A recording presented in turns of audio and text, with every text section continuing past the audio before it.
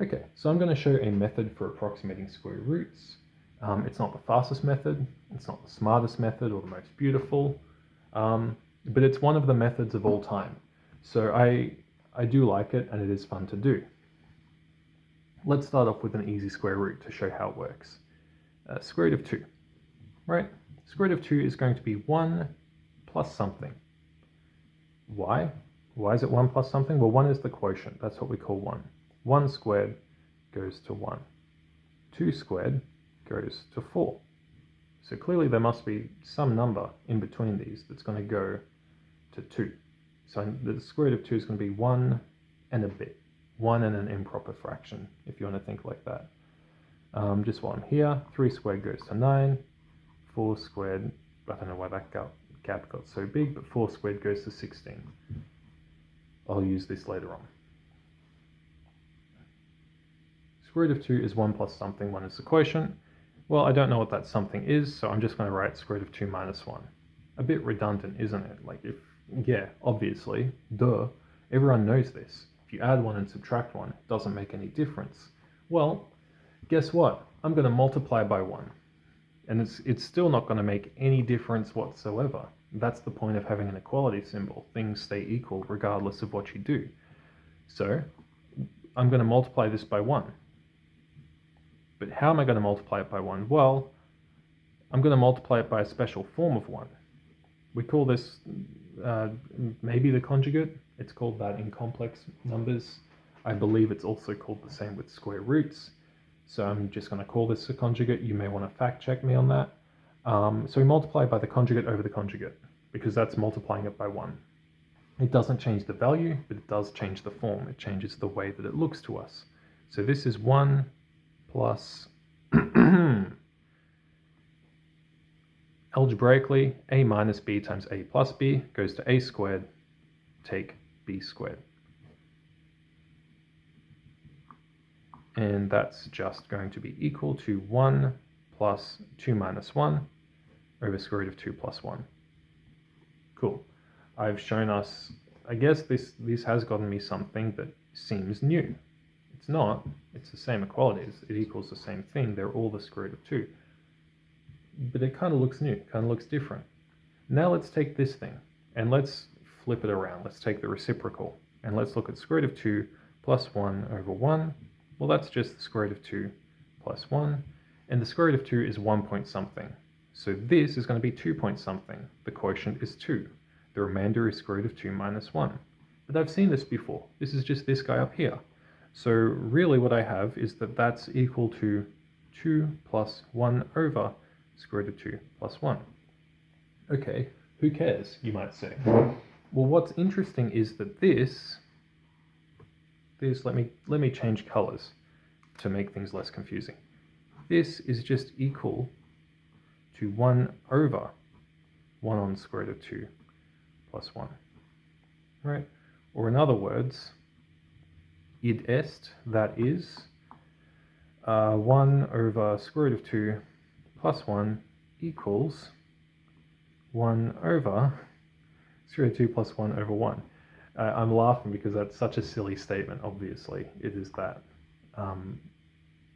by inspection. But we just showed that this is equal to 1 over 2 plus 1 over square root of 2 plus 1, which is just equal to 1 over 2 plus 1 over 2 plus 1 over 2 plus blah, blah, blah, blah. So this remainder that we have up here, let me get it in shot. This remainder that we have up here is equal to this infinite continued fraction. Therefore, we have, the square root of 2 is equal to 1 plus this remainder, 1 over 2 plus 1 over 2 plus 1 over 2 plus blah, forever. And I'm not going to write it like this because that is cumbersome. It's very big. I've seen it written like this. The book where I got it from writes it like this. I got it from Higher Algebra by Hall and Knight. It was written in the 19th century, so you know it's going to be a good book. And we just, instead of writing it as this, we write the continued fraction like this. So it just means 1 over 2 plus, 1 over 2 plus, 1 over 2 plus, and onwards. That's how we will read this fraction. 1 over 2 plus 1 over 2 plus, it makes sense. This just puts it in a left to right form as opposed to a diagonally downwards form. And we can then just evaluate this continued fraction. We can do it in terms. So the first term is just 1 over 1. That's where I just look at the first term of the series. If I take two terms of the series, if I do 1 plus a half, well, 1 plus a half is 3 over 2.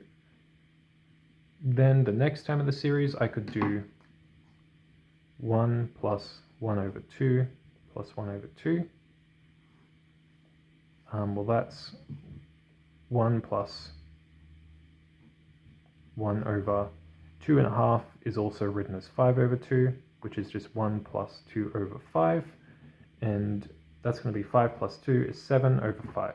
So the next term is going to be 7 over 5. And if I wanted to, I could keep calculating it by thinking of the continued sum and trying to work backwards.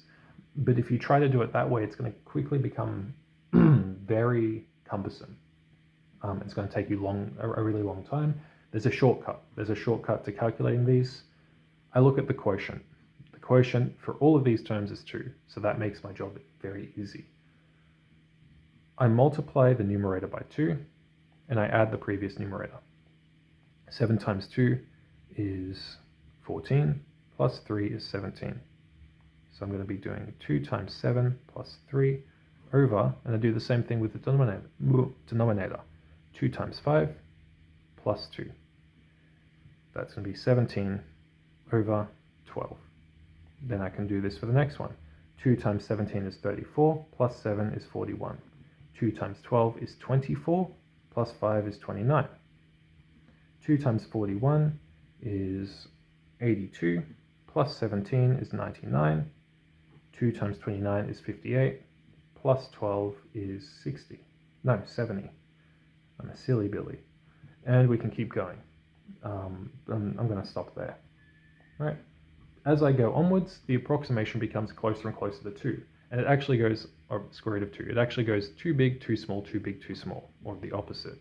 1 is too small, 1.5 is too big, 1.4 is too small, whatever that is too big, right? 4833, I don't know. Don't quote me on that. I can't do that in my head. But I should know what 5/12 is, I just don't. Then this is too small, this is too big. And I can show you this is too big. Like, let's just take this last term. It's going to be fairly easy to square because we're going to have 99 over 70 and we're squaring it. 99 squared is going to be 10,000 minus 199, which is just 9,801. And 70 squared is 7 times 7 times 100. And this is just 9,800 over 4,900 plus 1 over 4,900, which is 2 and 1 on 4,900, which is pretty close to 2, right? That's going to be a small number. That's approximately 1 on 5,000, which is about 1 on 5, 1 on 50. It's about that. It's going to be a little bit bigger than that. So it's a pretty 10, 100, 1,000. It's somewhere between 2.001 and 2.002. It's an accurate approximation, and if we go more and more terms, it's going to get more and more accurate. So I like this process. It's cathartic. Maybe you'll disagree, but doing maths can just be a form of meditation almost when you go through these steps. And I pull this out at parties all the time, not to impress people, just to be with the maths. No, that was a joke. That was a poorly executed joke. Let's go on to a different example. square root of 11. The square root of 11 is going to be slightly different. It's going to be a little bit more tricky. And it's going to be more tricky because it's not of the form square root of a squared plus 1. I implore you to check out and try square roots like this. These are going to be similar to the square root of 2. Right? So for example, the square root of 5, the square root of 10, the square root of 17, and so on. Similar vein, square root of a squared minus 1. Things like square root of 3, square root of 8, square root of 15. These ones, they have a particular pattern, and you should try and show algebraically what that pattern's going to look like. This one's quite easy. This one's similarly maybe a little bit more tricky, but they follow a nice pattern. And you'll probably be able to pick up what that pattern is just by doing a few more of these. But we're going to move on to square root of 11, because this shows us what to do when it's not as nice. The square root of 11 is still nice though. It's not too big of a number, so I'll be able to fit it in to this video without making the video egregiously long. Square root of 11 is 3 point something, right? 3 squared is 9, 4 squared is 16, so square root of 11 is going to be somewhere in between 3 and 4. The quotient is 3, I've smudged that, and the remainder is square root of 11 minus 3. Again, we multiply it by 1. We multiply it by the conjugate over the conjugate, so that's square root of 11 minus 3 times square root of 11 plus 3 over square root of 11 plus 3. Let's put all those in parentheses so that it makes sense. That's going to be 3 plus 11 take 9 is 2, square root of 11 plus 3. Now we take the reciprocal of this. We now look at square root of 11 plus 3 over 2. So before, when I took the reciprocal, it was all over 1, so it made things nice. Now it's not all over 1. We need to do potentially 2 or more steps before we get to that recurring series, or that recurring continued fraction. Square root of 11 is still 3 plus something, so you have 3 plus 3 and a remainder, or in other words 6 and a remainder. And that's all being divided by 2. So that's just going to be equal to 3 plus all of this. Again, we multiply it by the conjugate over the conjugate. Now, hopefully by now, you kind of know what pattern that's going to be. It's going to be 3 plus, on top, there's going to be 9, because it's going to be 11 minus 9, which is 2 and not 9. And then on the bottom, it's going to be 2 square root of 11 plus 3. Boom, boom. So we have 3 plus 1 over square root of 11 plus 3. Now when I take the reciprocal of this, we do get something nice again. We get square root of 11 plus 3 over 1. So we know things are going to start repeating now. So that's going to be 6 plus some remainder. And I know what that remainder is. It's up there. That's the remainder. It's equal to this. So now I know that things are going to repeat. I can start writing out my repeated fraction. So therefore we have that the square root of 11 is equal to 3 plus 1 over, what's the quotient here? It's 3, right? It's 1 over, oh sorry, that's the quotient there. I'm looking at this one now. So 2 square root of 11 plus 3. What we've shown here is that 2 on square root of 11 plus 3 equals 1 over all of this, because that's the reciprocal. So I need to do 1 over to match. 1 plus, and then that. 1 over square root of 11 plus 3. And then this, we've just shown, is equal to 6 plus all of that again. So that's equal to 1 over 3 plus 1 over 6 plus all of this. So it's just going to repeat itself. 1 over 3 plus 1 over 6 and so on. So that magic number 6 tells me that I can stop doing this section of the calculation and I can start just putting it into the partial fractions. So it's 1 over 3 plus 1 over 6 plus 1 over 3, 3 plus 1 over 6 plus, and so on. Actually, fun fact, again, read Hall and Knight's Higher Algebra. Yes, it's like 1,000 pages, but it's a brilliant book. Once you get to double, so 6 is double of 3. Once you get to double of that initial quotient, you know things are going to repeat themselves. They prove that. They also prove that this converges at all. Like, I've been assuming that the series just converges. You do need to formally show that if you want to be pedantic. You would need to, you can also formally show that this always works for any quadratic expression, for any degree 2 polynomial. It has a solution that can be expressed like this.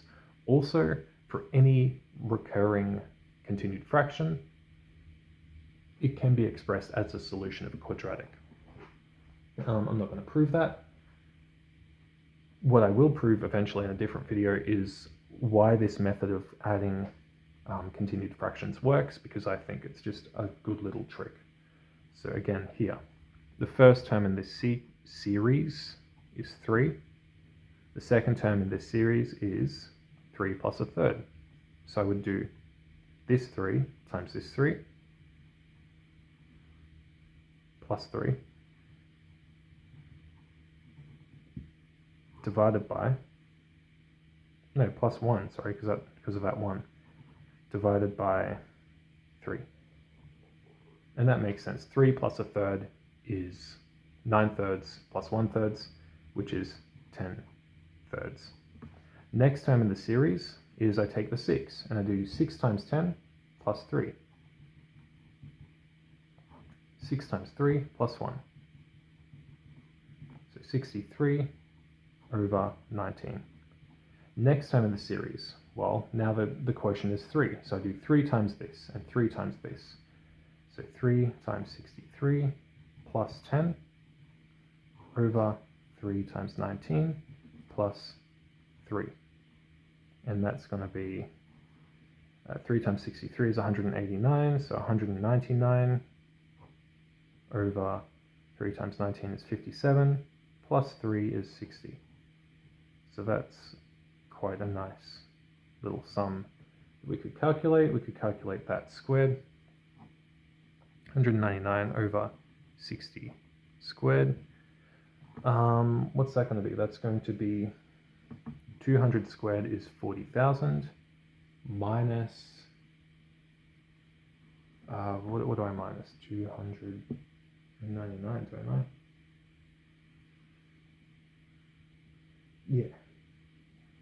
Yeah, I subtract 399. So 40,000 take 399 is 39,601 over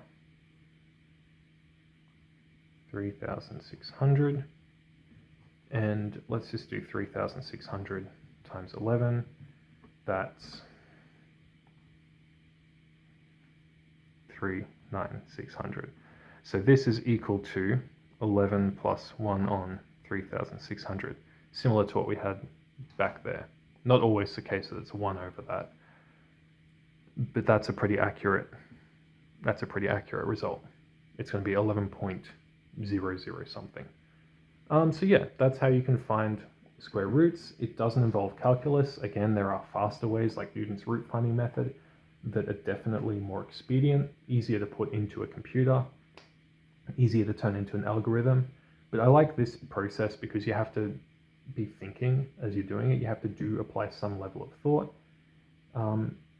Even if you can eventually get into a flow state where you're just kind of doing it, it also just showcases a lot of different fields of maths coming together. It showcases algebra, or it's all algebra, but it shows us about the conjugate. You know, that's a common problem solving tool when we're stuck and we have square roots. Sometimes multiplying by the conjugate on the conjugate can give us something helpful. And then it also shows us that there's this kind of recurring infinite process, and you can express it as a recurring infinite fraction. And I like that because when you learn about irrational numbers, when you first hear about it, you're told, well, it's a infinite it's got infinitely many decimals that don't repeat, infinitely non-repeating decimals. And that's quite a big thing to wrap your head around, that there is something that's, I guess, theoretically infinitely long, but there's no way. We're not really given a nice way or a nice process just from saying what's the square root of 11. There's no nice process involved. At least with this way, I can keep following a pattern. Once I have this out, I can just keep following that pattern. And as I do the pattern more and more and more, I'm going to get closer and closer to the result. Same thing with Newton's root finding method. You do the pattern over and over again, or you do the method over and over again, and it gets closer and closer to the result. One last thing before I go, I did say that I didn't formally prove that this converges to a finite value, but you can kind of see that what's going to happen is I'm going to end up with 3a plus the a prime over 3b plus b prime. So that's not really going to grow because it's being multiplied by a factor of 3 over 3. So it's not really, it's not like one term is bigger than the other. The numerator is not outweighed by the denominator or vice versa, or I could have 6a plus a prime over 6b plus b prime. You can kind of reason, I mean, you shouldn't trust intuition because sometimes it's wrong, but you can kind of see that this isn't going to grow out of hand. It's not going to shrink out of hand. It just kind of eventually converges to some finite value. Thank you for watching. Have a nice day.